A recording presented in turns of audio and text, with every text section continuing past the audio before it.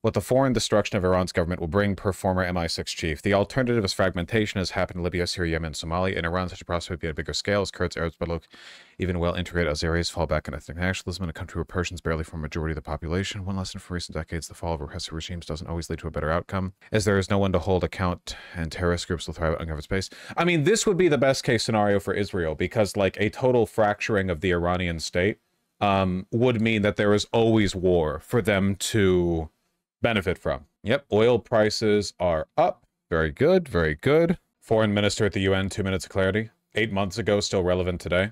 Sure. I just want to add one sentence. The Israeli Prime Minister came here today and said that Israel is surrounded by those who want to destroy it, an enemy. We're here, members of a Muslim Arab committee, mandated by 57 Arab and Muslim countries. And I can tell you here, very unequivocally, all of us are willing to, right now, guarantee the security of Israel in the context of Israel ending the occupation and allowing for the emergence of a Palestinian state. Never going to happen.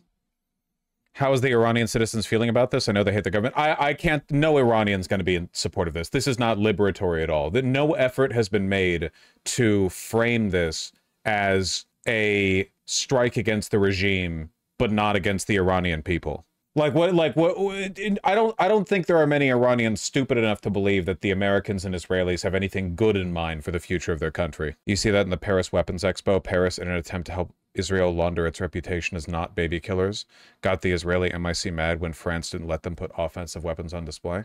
I did see was it the MIC CEO, the Israeli CEO, who said, like, it is anti-Semitism to block access to our offensive weaponry? CEO says it reminds him of dark days of Jewish segregation in Europe. You don't understand, okay? Not displaying our offensive weaponry that's being used to commit a genocide is literally like the Warsaw camps, okay? This is like a little Auschwitz fence right here. Jesus Christ. It's like really, it's gotten so bad that anytime like I see a tweet or like a statement from an Israeli, I feel like I can't responsibly show it because it's anti-Semitic. Like it's all of it sounds like satire concocted by Nazis to mock them. So I feel like it's actually doing a disservice to them to show it. You know what I mean? It's really bad. We need to get that press conference after the security meeting, okay? About we having control of the skies over Iran.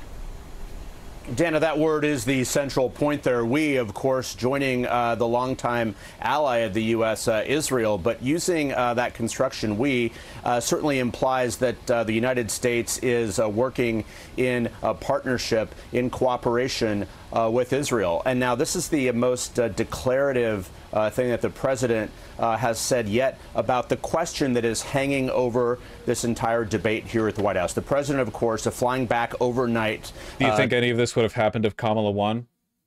Probably. To Washington from the meeting of the G7 leaders in Canada. Maybe it would have been a little bit more like competently and consistently executed. Probably, yeah. Has anyone verified if we have air superiority over Iran? We don't. Trump just said that.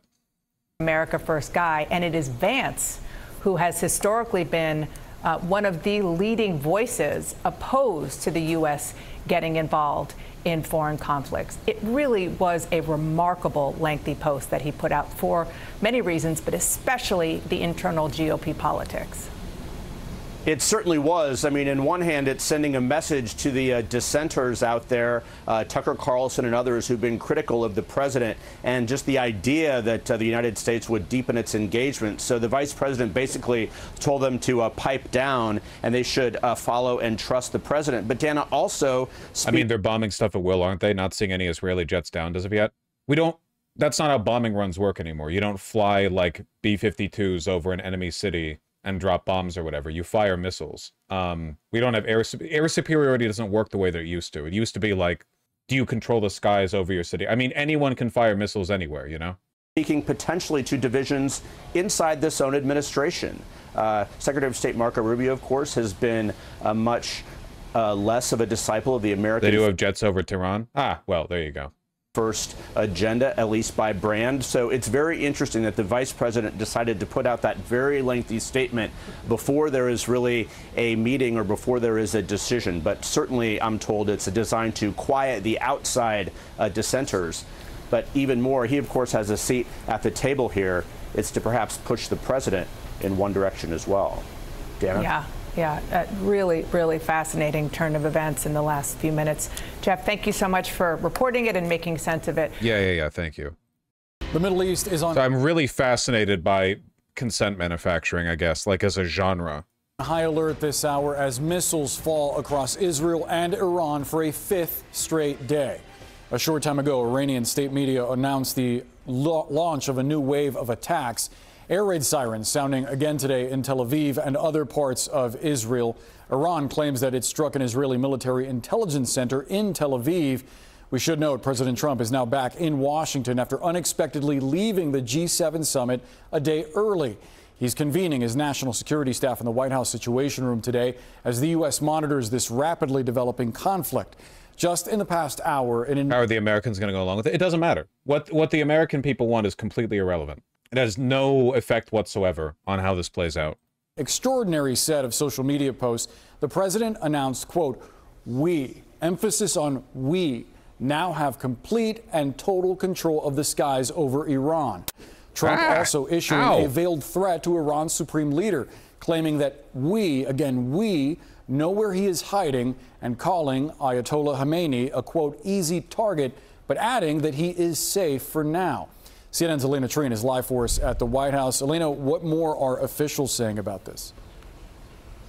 Yeah, I mean, as you said, Boris, a very remarkable set of posts there from the president. And really, I want to highlight as well, not only did he just say we know exactly where Ayatollah Khamenei, the supreme leader of Iran, is in hiding, but he said that we are not going to take him out. Emphasis, he said, kill him in parentheses, at least not as of now. And then he added that his patience is wearing thin. And I can tell you, Boris, that's in line with the reporting I've now been hearing from multiple sources who have been familiar with the behind-the-scenes discussions on this escalating conflict between Iran and Israel. I would note that over in recent days, really, the president had been kind of fixated on and really pushing for a diplomatic solution to try and end this conflict. He had said publicly, but I also know he said it in private conversations, that he'd been hoping that there could be some sort of deal to be worked out with the Iranians. But we are learning now in these conversations I'm having that the president is actually moving farther away from that idea, that he's kind of his desire to handle this diplomatically is beginning to wane. It's still very much unclear, of course, what the U.S. is going. Sane washing? Yeah, regime washing too, you know? It's very, very, very obvious that the powers that be had to sit down with Trump and told him what to say and what to believe.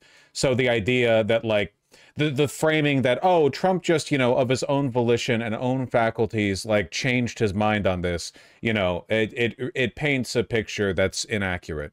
Obviously, like, you know, his own beliefs had nothing to do with this, neither, of course, to the will of the American people. There's, like, no consent manufacturing even. Going to do moving forward. The possibility, I'm told, that the U.S. would go further than they have yet in aiding Israel in trying to wipe out Iran's nuclear capabilities is still on the table. Again, unclear, though, if they would actually go that far. You mentioned this, but the president is meeting this hour. I'm told it's going to kick off any moment now, his meeting in the Situation Room with his top national security officials. That is the reason I was told that he ended. Wouldn't that the reporting that suggests the entire point of the negotiations were to lull the Iranians into a false sense of security make more sense? No, I don't think so. At least Trump wasn't in on that. I think that Trump earnestly believed that he was here to deal make. The problem with planning is that if you tell Trump, lie for a few months while we wait for the real plan to take action, Trump will then tweet, the real plan is coming, just you wait.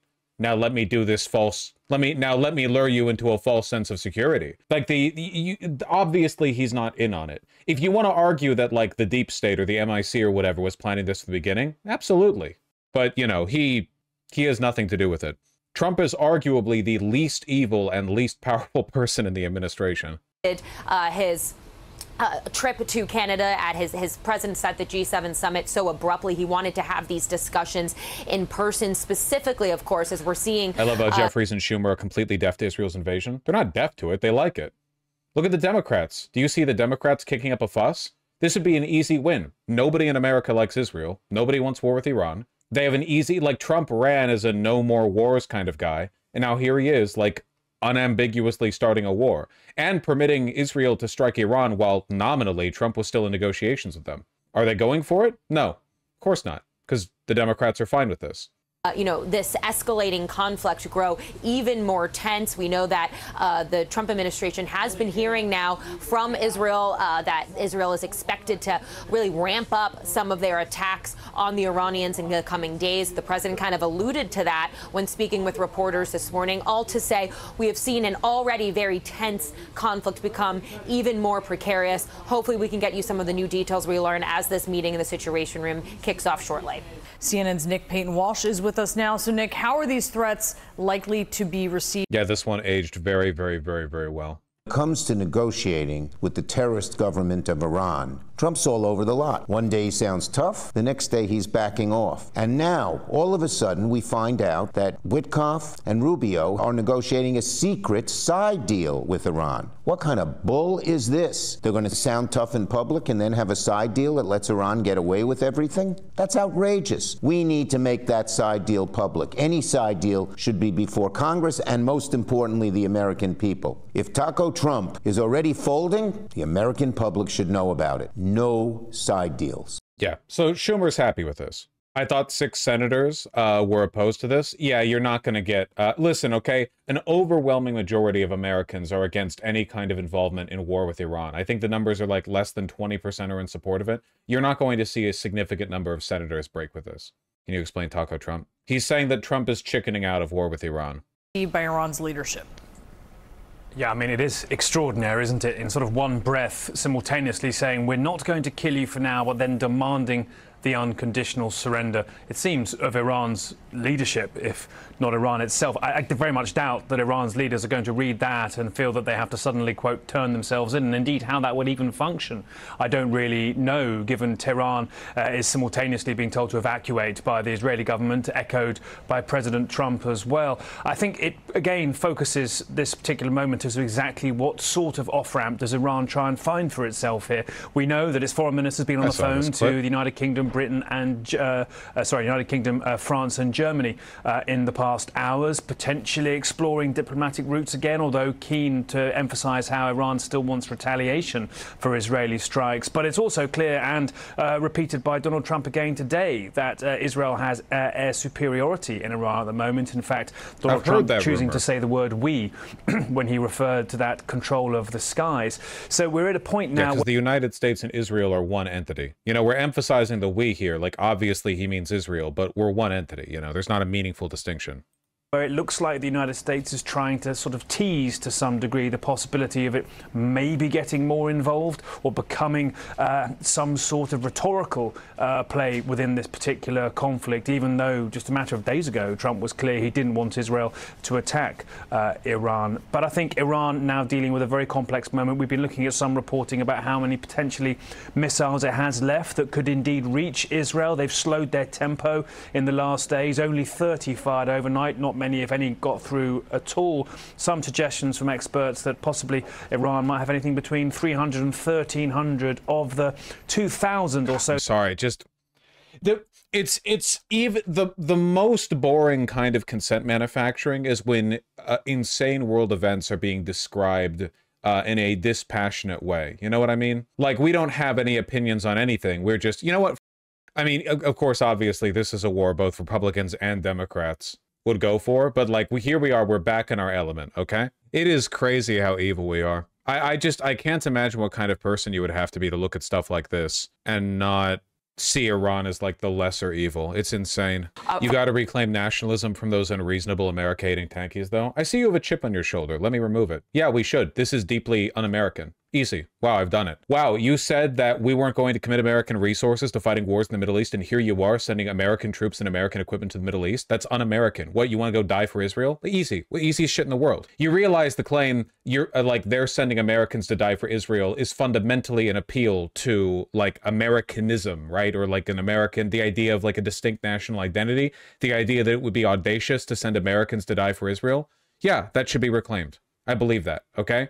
Was the media like this during the Iraq War in the 2000s? Yes. Though, again, in the Iraq War, they did work harder to lie, and there was more of a sentiment of like, well, we're there to liberate. This time, there is absolutely no effort being put into convincing us that we need to be there, and no effort being put into the idea that we're doing this for the benefit of the Iranian people. It's just an afterthought in both cases. Israel has unleashed a shock and awe campaign, the likes of which Iran has never experienced. Like, if you took modern Middle East geopolitics and transposed it over into 2003, we would have invaded Iraq. And the message from Bush would have been, we need to do it to protect Israel. That's essentially true. Like, that's the same degree of messaging. We would have been like, well, Israel's our partner in the region and we have no choice but to protect them, so we're going to go in. There would have been no broader conversation about, you know, WMDs. They wouldn't have had to lie to the UN or whatever. They would have just said that and then gone in, you know? Who the f cares? It's like what you said about everything being a pale copy of the past, like we're doing the same thing again with less effort, nobody caring. Yeah, genuinely, on every level. The communists, the fascists, the Middle Eastern war profiteering, on every level, it's a pale echo of the past. Nothing big happens, you know? It happens, but it's all like a desperate attempt to replicate a previous struggle, you know? President Trump has allowed this to happen. He greenlit this. He was masterful in his ambiguity last week, though he dropped a few breadcrumbs. What is it? History doesn't repeat, but it fades? That people were paying attention along the course of last week, indicating he thought the negotiations were going to fail. He gave Iran 60 days. He said it again. Rhymes? I know, I was changing it. I know it's rhymes. That's why I said fades. That was the... I know. That was the reference. Thank you, guys. Thank you. I appreciate that. And again, those two men, Netanyahu and Trump, have arranged for Iran to feel jolts of the sort they have never felt before, and Israel has methodically reduced all the threats. I was trying to do something. They're going to reduce the threat from Iran. KT, your reaction? You know, the other part of this equation is not only has Israel and the United States taken out all of Iran's defenses, Iran's now defenseless, but who hasn't been playing in this game? What other big... Don't sound too happy about it. ...powers who we know are interested in the Middle East, who you haven't heard anything from? Russia, China. A couple of weeks ago, President Trump said, after his phone call with Vladimir Putin, he said, maybe Putin can help me in the Middle East. Nobody paid any attention to that. But is that phone call on the way? You know, what's interesting, real quickly before I let you go, and I said this... How do you think it must feel to be somebody who worked in the Reagan administration and to now glaze a president who is so transparently, like, pro-Russian, except for when it's personally inconvenient to him? But about eliminating, we certainly degrade it extremely. And if the Iranians do come back to the negotiating table, they're going to negotiate about dismantling. If the Iranians come back to the they were at the negotiating table. Trump canceled the negotiations when Israel bombed them. They had a deal with the Obama administration. Trump broke the deal. Oh God, they want America to join so bad. Yet we're like, we have so many planes stationed in the area. The odds of us not getting involved.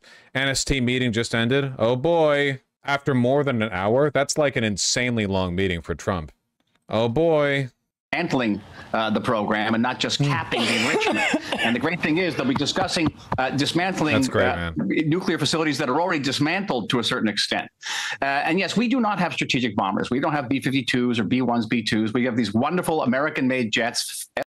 People aren't this stupid. This is such terrible optics. People are stupid, but it doesn't matter. Very soon, Trump is going to hold a press conference. I need you to get that link for me the moment it's open, please. F-15s, F-16s, and F-35s. They've just done an extraordinary job, and the president praised American weaponry today, and we couldn't agree more. But again, we don't have planes that can carry these bunker-busting bombs. They weigh 30,000 pounds that can penetrate an underground facility like the facility at Fordo. We could take our time. We could begin to sort of peel off various layers of that mountain, but that would take a very long time. The United States can do it much more swiftly, cleanly, and effectively.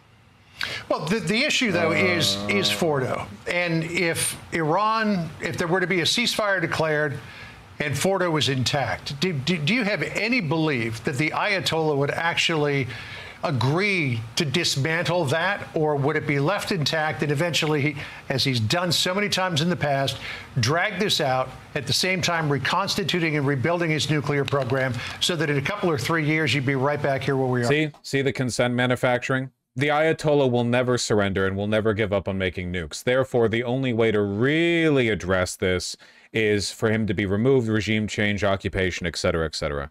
Keep in mind, regime change means occupation. The United States does not have the ability to enforce a regime change without, or U.S./Israel, without deploying troops in Iran. Are now. Exactly. That's our feeling, too, that that the whole system, the whole architecture of the Iranian nuclear program has to be dismantled and has to be verified, whether it's dismantled through an agreement or dismantled through a kinetic measures, as they say euphemistically, by military measures. That is verified. We have to go in. We have to be there. Okay, too. That's the goal, though. But I would stress it shouldn't be just about the nuclear program. It has to be what we used to call, sort of the euphemistically Iran's malign behavior, as if Iran was sort of wrecking its room in some way. Iran. The world is sponsor of just we can't occupy Iran without millions of troops. Why are you telling me? I'm not the one signing off on it. What are you telling me this for? Yeah, I'm aware Iran would be an insane target to invade. But when they talk about regime change, when they talk about verifying that the nuclear capabilities have been like permanently, stopped, like that's what they're talking about. Killed hundreds of Americans in Beirut, as you remember, John. Assassinated American leaders, everyone from John Bolton to Mike Pompeo.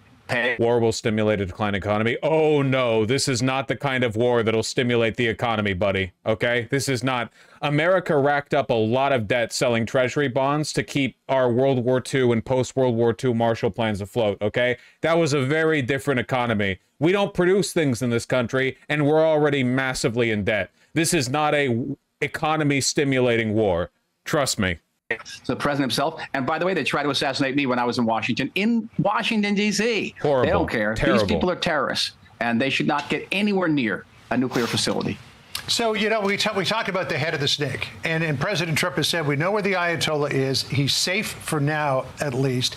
Apparently, there are reports that the president vetoed the idea that Israel would take him out. Senator John Fetterman was on Fox earlier today and said he thought that was a mistake. Listen here. I think they should have targeted him, absolutely taken him out. I think the way Israel operates, they just take out the leadership just like they did with Hezbollah. And they've already done that with the Iranian leadership. Just took them out even laying in their beds. And they didn't take down the whole building. They actually targeted where they lay in bed. So what do you think about that, Michael? I mean, you took out the head of the military and the new heads of the military. They were just taken out this morning. You took out Nasrallah. You took out Haniyeh. You've taken out Hamas leadership time and time again on the ground there in Gaza. Why not just get rid of the Ayatollah? Or are you concerned with what might follow in the power vacuum? I think it's more that I don't think anybody in the state of Israel would shed a slightest tear if Mr. Khomeini would meet his maker. I think the maker would. Oh, they are trying to ready us. They are trying to ready us. The death of the Ayatollah on its own probably wouldn't create a power vacuum, but along with all of the military leadership and Iranian Revolutionary Guard Corps leaders they're taking out, like eventually you will create a vacuum, right? Would be very happy to see him. I think what I really thought, is my background is in military history. When the president said unconditional surrender, what does that evoke? It meant when Roosevelt said that about Japan in World War II. And when Japan surrendered, Roosevelt and the Allies said, well, we're going to keep Emperor Hirohito, even though he bears a tremendous amount of responsibility for the attack on Pearl Harbor and the horrors that Japan affected throughout the world during the war. We're going to keep him because we need his legitimacy to legitimize the surrender. Now, that was the first thing that came to mind. Preparing for the day that Iran does agree to total unconditional surrender. All right. Maybe you do need a prominent leader in order to make it legitimate. Michael, always good to talk to you. Thank you so much. We hope that you and your loved ones stay safe through all of this. Oh, yeah. Oh, yeah. Insane. Fox team coverage for you. Jennifer Griffin standing by on the U.S. military posture this hour. We begin with Chief Foreign Affairs. They let women with short hair on Fox News? Correspondent Trey Yingst. He is live in Tel Aviv for us tonight. Trey, what's the latest you're hearing?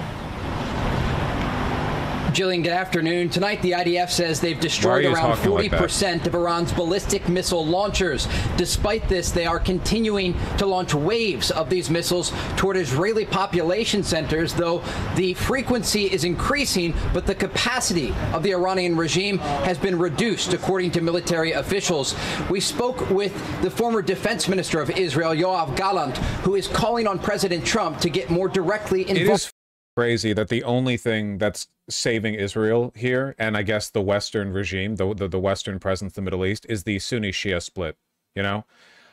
If it wasn't for the fact that, like, Iran represents, like, the spiritual center of only 1/2 of the Muslim population in the Middle East. Oh my God, man.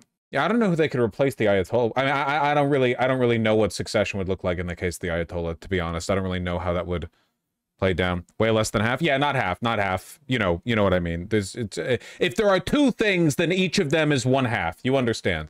Okay, 100%. The only thing keeping all of these Iranian-backed militias on a chain is Iran, because Iran is known to control these militias, and as a consequence, their actions reflect on Iran, right? No, we're going to get ISIS too, for sure. We're going to get terror attacks in U.S. soil. We're going to get more 9/11s. It'll be great. Really. Hassan can get in trouble again. Really, it's going to be crazy. Yeah, the national security meeting ended. I'm waiting for more. I'm waiting for the press conference that's meant to happen right after. But yeah, no. Keep in mind that, like, Saudi Arabia might be willing to play ball with America and Israel for financial reasons, but the populations of Saudi Arabia, the Gulf states, Jordan, do not like Israel at all, for obvious reasons. Same with Egypt. Like, it's breaking news here, but Israel's not popular in the region. And I think that to many, even to, like, Saudi Arabians or Wahhabists or whatever, people who don't like the Iranian regime, I think they understand Iran as a kind of, like, power wedge against Israel. And I think there's sort of like a, well, I hope the lesser of the two evils wins attitude. A crippling or a beheading of the Iranian regime would probably prompt insane behavior even from groups in the Middle East that aren't aligned with Iran. Make sure that the Middle East is clean from these terrorists. You're calling on the Trump administration to get involved in the war. I am sure that Saudi Arabia prefers Israel over Iran. Yes, but the population of Saudi Arabia has conflicting and more complicated views, okay? Like, the Saudi royalty, like, they love money, right? Like, that's the main thing they're here for, But in this case, we're talking about broader regional sentiment. I'm not saying that Saudi Arabia is going to break out into, like, widespread conflict, but, I mean, if Iran goes down, what do you think is going to happen to Iraq, What do you think is going to happen in Egypt? Like, there are a lot of groups out there that don't like Iran, but they're like, okay, at least there's some kind of pushback against Israel. Our job is to be strong. Just genuinely, like, unbelievable. Peace through strength, America first. Anyway, we're committing our resources to help defend Israel. Again. Glory to Israel. Glory to Israel. Jesus Christ. We are postured defensively in the region to be strong in pursuit of a peace deal. And we certainly hope that's what happens here. And America First means we're going to defend American personnel and American interests.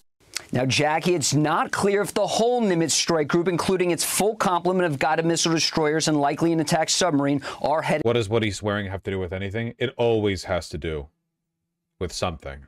To the Middle East. Nimitz and some of her escorts were spotted yesterday crossing the Singapore Strait, steaming west after leaving the South China Sea. This is the final deployment for Nimitz, having been at sea for nearly half a century. One day away from squadrons retirement. Of F-18 Super Hornet strike aircraft and Electronic Warfare Squadron 2. Back in 1980, helicopters from Nimitz launched the failed rescue of American hostages in Tehran. And over a dozen U.S. Air Force tankers are flying to the Middle East from Europe right now. Some people are also watching Whiteman Air Force Base in Missouri, home to the B-2 stealth bombers. But some officials say bunker busters from the B-2s might not get the job done in Fordo, Iran's nuclear enrichment site buried deep underground 2 hours south. Yeah, I got to nuke them. Yeah, sorry. Oh, those aren't enough even. We got to nuke them. of Tehran. Israel instead could call in an elite Air Force commando unit, 5101 Shaldag, to do the job. And recall back in September, Jackie, Shaldag infiltrated a Syrian underground missile facility where the Iranians were sending missiles to aid Hezbollah. Jackie? All right, keep an eye on that. Lucas Tomlinson at the Pentagon, thank you. So I'm Steve Doocy. I'm Brian Kilmeade. And Iran's senior military commander is calling on Israelis to leave the cities of Haifa and Tel Aviv immediately. با تمرکز بر اهداف حساس The Iranian armed forces have inflicted heavy blows on the enemy by targeting sensitive and vital objectives. However, the operations carried out so far have merely been warnings aimed at deterrence. A punitive operation will be launched soon. Therefore, residents of the occupied territories, especially Tel Aviv and Haifa, are strongly warned to leave these areas to preserve their lives and not allow themselves to become victims of Netanyahu's animalistic ambitions. Let's bring in our correspondent Bernard Smith. He's joining us from Jordan's capital, Amman. He's there because the Israeli government has banned Al Jazeera from reporting inside Israel and the occupied West Bank. And so we've got the Iranian military telling people in Haifa and Tel Aviv to evacuate, Bernard, and that follows the Iranian missile attacks that have taken place today. They'll bomb Iran for a bit, then declare they won the war, trust me. Yeah, that seems like it's the most likely outcome, but if all of this is being done so Netanyahu can maintain the forever war, then, like, you know, it would need to continue. Like, all of this kicked off right before Netanyahu was at risk of being kicked out of governance. You know, it's obvious, like, the timing of this is being done to save face politically. But it wouldn't work if this only was like a 2-week distraction. It has to keep going on, like, forever and ever, you know? We know about the impact of those attacks, keeping in mind that there is a ban on local media reporting on attacks on what Israel considers sensitive areas.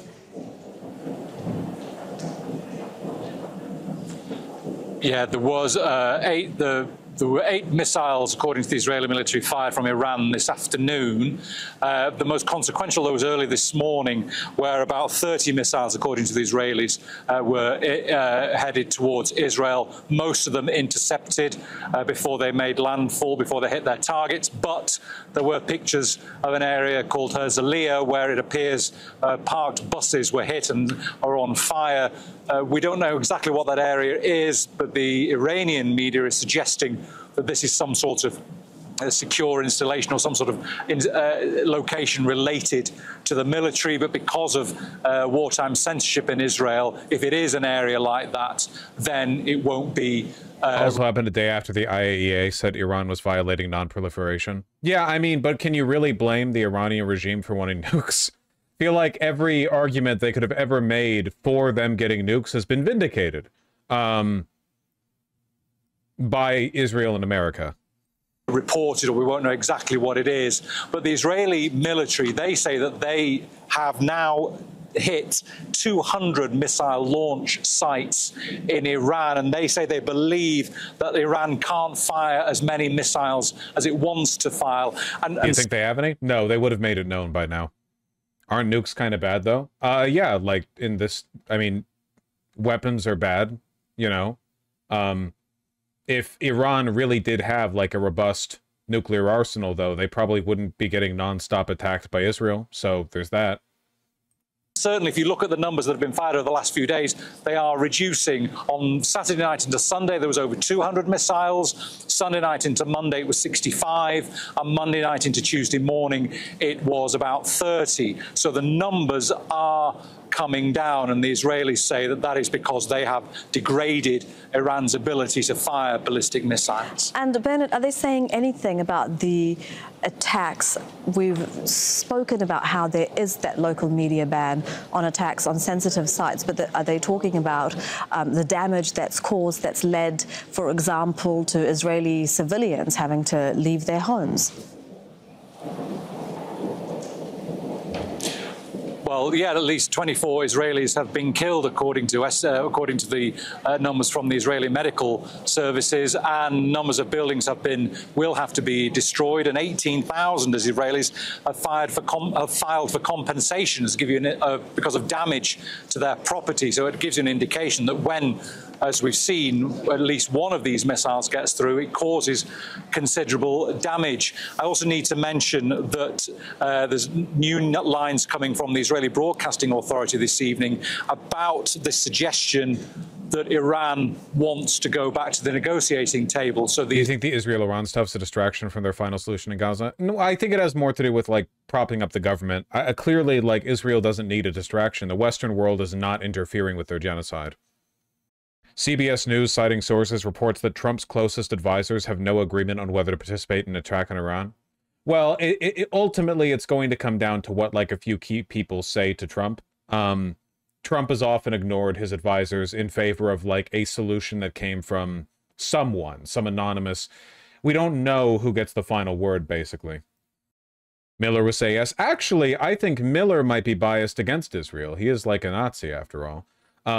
Miller seems to me as somebody who's motivated much more by building camps inside America than he is, you know, warring on behalf of Israel.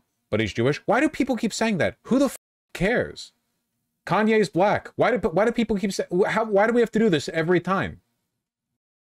Israelis are saying the US has told the Israelis that Iran wants to stop now the fighting in preparation for a return to negotiations, but the Israeli Prime Minister Benjamin Netanyahu, the Ministry Chief of Staff, the Defense Minister are of the consensus that it is not permissible to stop the attacks at this stage. They say Iran would exploit this to consolidate or continue its nuclear program, rather.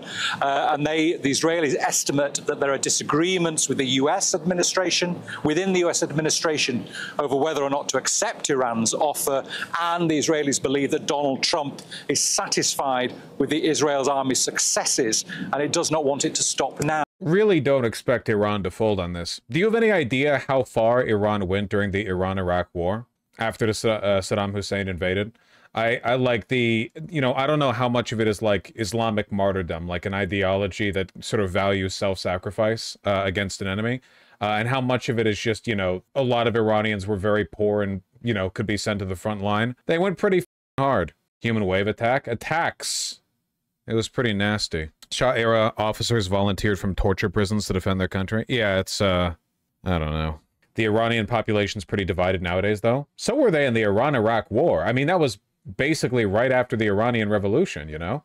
That was, the Islamic regime had not, you know, cemented its power as concretely as they have in the following decades.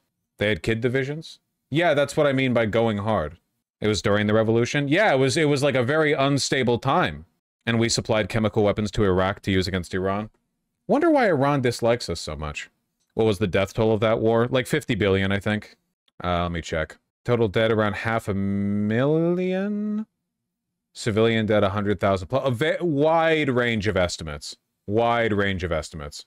Now, also worth adding to that, the Israeli military says they need about a week to complete all the attacks they want to on the targets in Iran.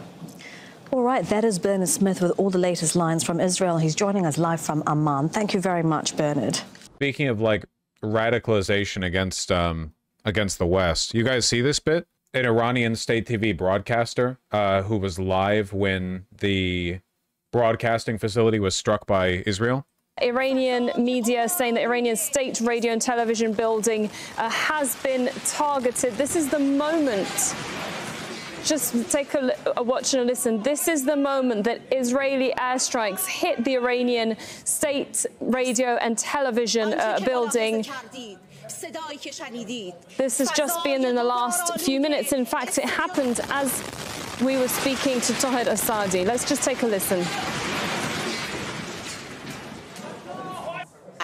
Jesus. آنچه که ملاحظه کردید صدایی که شنیدید فضای غبارآلوده استادیوم Probably not going to positively dispose the Iranians towards Western quote-unquote liberation. We honestly don't talk enough about this war, and I feel like a big part of that is how evil we were in it. Like, we don't want to remember it. Iraqi leadership hoped to take advantage of Iran's post-revolution chaos, expected a decisive victory in the face of a severely weakened Iran. The Iraqi military only made progress for 3 months, after which it stalled. Iran pushed back, subsequent counter-invasion, 8 years of war exhaustion, economic devastation, decreased morale, military stalemate, inaction by the international community towards the use of weapons of mass destruction by Iraqi forces on Iranian soldiers and civilians. We help with that, as well as increasing Iran-U.S. military tensions, all culminated in Iran's acceptance of a ceasefire brokered by the UN. At 500,000 killed, Iran bearing the largest share of the casualties. During the conflict, Iraq received an abundance of financial, political, and logistical aid from the United States, the United Kingdom, the Soviet Union, France, Italy, Yugoslavia, and the overwhelming majority of Arab countries. While Iran was comparatively isolated, it received a significant aid from Syria, Libya, China, North Korea, Israel, Pakistan, and South Yemen. The conflict's been compared to World War I in terms of the tactics used by both sides: large-scale trench warfare, barbed wire, fortified defensive lines, manned machine gun posts, bayonet charges, human wave attacks, chemical weapons, and attacks on civilian targets. Israel? Yeah, it's complicated. Didn't like Saddam Hussein. Maybe bring back the Ottomans? That would fix things, I think. Why is the USA so cucked to Israel? Why do I have to answer this every stream? I feel like I've said it probably over 100 times at this point. America and Israel are effectively the same set of institutions. It's just like they are a forward military base for the United States. We have extensive military contracts with them. Those military companies effectively control the U.S. government. So we manufacture social, religious, cultural, geopolitical excuses to do things that aid Israel, when in reality, we're just sort of hitched to a runaway train that's run by U.S. companies. It's all MIC shit. That's not completely true. The U.S. probably doesn't want Israel to build Greater Israel. Well, it depends on, like, what part of the U.S. you're referring to. If you're talking about the MIC, then sure it does. Greater Israel would mean, like, massive amounts of war forever, which is great for business. But there are plenty of interests in the United States that want to keep Israel somewhat contained, using them as a staging ground for some, like, constant tension, but not so much that it spills out and becomes unprofitable. You know, we can take a look at more of the State Department briefing from earlier in the meantime. Thank you, ma'am. Thank you. Everyone's set? We're good? Great. Welcome aboard, everyone. Thank you again for being here. For generations, the Middle East has been dealing with the world's largest state sponsor of terrorism, with the attack on Israel on October 7th by Hamas, reminding us of what's at stake. Due to the wisdom of the American people, President Trump's election to a second term has offered the world a chance to see an American leader committed to solving many of the world's existential threats with determination. Now, as the conflict between Israel and Iran continues, President Trump has also been clear that Iran cannot have a nuclear weapon. Secretary of State Marco Rubio has also stated that fact, as he has traveled the world working to implement President Trump's vision of peace and security. That statement has also been uttered from this podium many times. The fact that Iran cannot have a nuclear weapon is clear. As the White House reminds us, since taking office, President Trump has clearly stated no fewer than a dozen times that Iran cannot be allowed to have a nuclear weapon, for anyone who's unclear on that fact. President Trump has made the same pledge no fewer than 40 times before taking office, even as far back as 2011. One of the highest priorities of the Trump administration is the safety and security of the American people.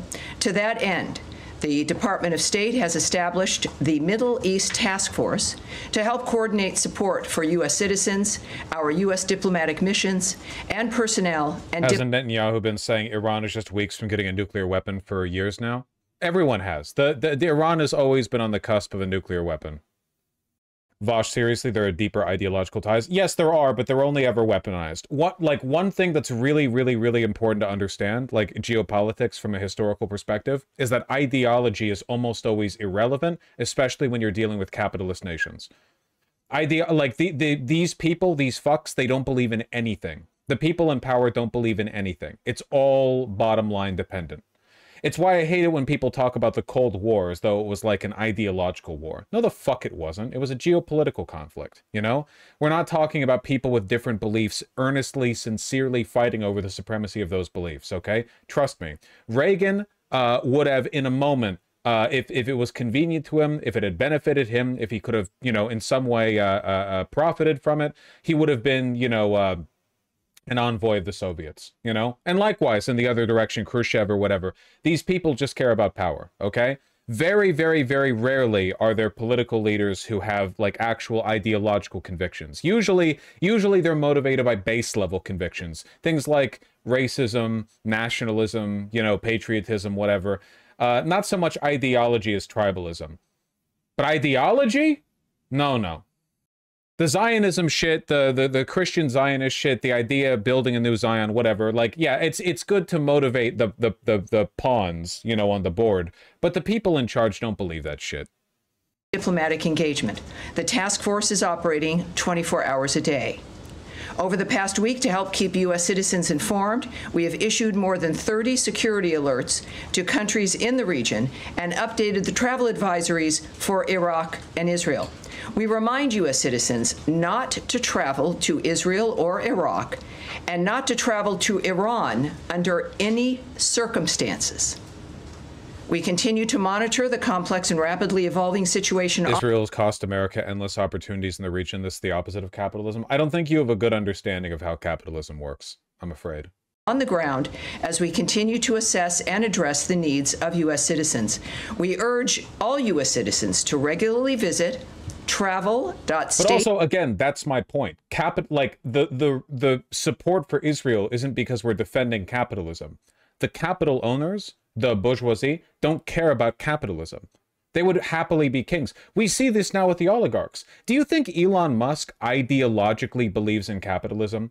Like, he wakes up every day and he's like, well, the reason why I should lead is because the market has privileged me, and that's because I'm the best at, like, navigating these market systems, you know? But if I lost all my money, that would be that, and the market has determined that I'm no longer worthy of that power. God, no, they all think they're God kings, okay? If Musk could be God king, he would be God king. They don't believe in capitalism, they use it. Idiot underlings believe in things.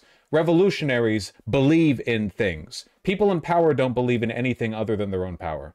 It doesn't matter which side they're for.